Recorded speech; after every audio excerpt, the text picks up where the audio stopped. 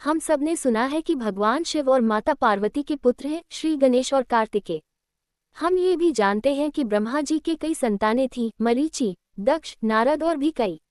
लेकिन क्या आपने कभी सोचा है भगवान विष्णु और माता लक्ष्मी जी के बच्चे कौन थे? क्या उनके भी संतान हुए? और अगर हुए तो फिर आज उनकी पूजा क्यों नहीं होती? धार्मिक ग्रंथों और पुराणों में ये प्रश्न बड़ा रोचक है। कुछ लोग मानते हैं कि विष्णु लक्ष्मी केवल दिव्य स्वरूप हैं, उनके कोई संतान नहीं हुए। लेकिन अगर हम गहराई से देखें तो विभिन्न पुराणों, वेदों और लोककथाओं में उनकी संतान का उल्लेख मिलता है। देवी भागवत पुराण में कथा आती है, एक बार देवी लक्ष्मी अपनी महिमा पर गर्व कर बैठी। भगवान विष्णु ने उन्हें श्राप दिया कि वे घोड़ी का रूप धारण करेगी। लक्ष्मी जी घोड़ी बनकर यमुना और तमसा नदियों के संगम पर विराजमान हुई। इस श्राप से व्यथित होकर लक्ष्मी जी ने नदी के तट पर जाकर भगवान शिव की आराधना की। लक्ष्मी जी की तपस्या से प्रसन्न होकर भगवान शिव ने उन्हें आशीर्वाद दिया कि विष्णु जी उनका सानिध्य प्राप्त करेंगे और उनसे उन्हें एक पुत्र की प्राप्ति होगी।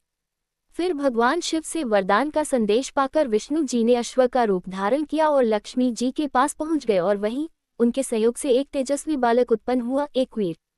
इस बालक को बाद में राजा हरिवर्मा ने गोद लिया। कुछ ग्रंथों में एकवीर को यह वंश का आदिपुरुष भी कहा गया है। लेकिन केवल एकवीर ही नहीं, अन्य ग्रंथों में देवी लक्ष्मी के कई पुत्रों का वर्णन मिलता है। ऋग्वेद में लक्ष्मी के 4 पुत्रों का उल्लेख है, आनंद, कर्दम, श्रीप्रद और चिक्लित। ब्रह्मांड पुराण में 2 पुत्र बताए गए हैं, बल शक्ति का प्रतीक और उत्साह ऊर्जा का प्रतीक। वहीं कुछ अन्य परंपराओं और ग्रंथों में तो देवी लक्ष्मी के 18 पुत्रों की सूची भी दी गई है, जिनमें देवस्खा, जातवेद, विजया, वल्लभ, हर्ष, मद, तेज, दमक, सलिला, गुग्गुला और अन्य नाम शामिल हैं।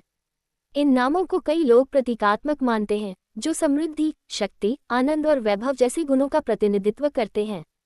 अब सवाल उठता है, क्या लक्ष्मी विष्णु की कोई पुत्री भी थी? किसी भी वेद या प्रमुख पुराण में पुत्रियों का उल्लेख नहीं मिलता। हाँ, कुछ लोक कथाओं और क्षेत्रीय परंपराओं में अमृतवल्ली और सुंदरवल्ली नाम की 2 कन्याओं का उल्लेख है, जिन्हें भगवान सुब्रह्मण्य कार्तिकेय से विवाह के लिए समर्पित बताया गया। लेकिन ये कथा मुख्यधारा के ग्रंथों में प्रमाणित नहीं है। तो अब सबसे बड़ा प्रश्न, अगर विष्णु लक्ष्मी के संतान थे तो आज उनकी पूजा क्यों नहीं होती? इसका उत्तर है, ये संतान स्वतंत्र देवता नहीं बने, बल्कि प्रतीकात्मक रूप थे, बल, उत्साह, आनंद, वैभव जैसी शक्तियों के।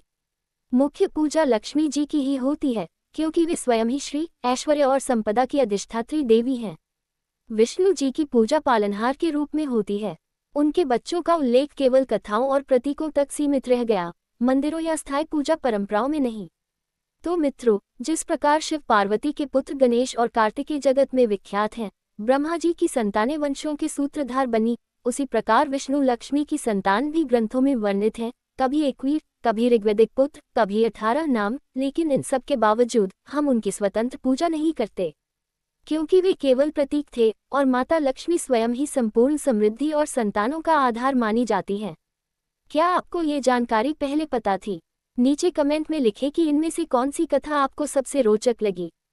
और ऐसे ही भारत के अनसुने अद्भुत पन्ने जानने के लिए हमारे channel R India past to present को जरूर सब्सक्राइब करें।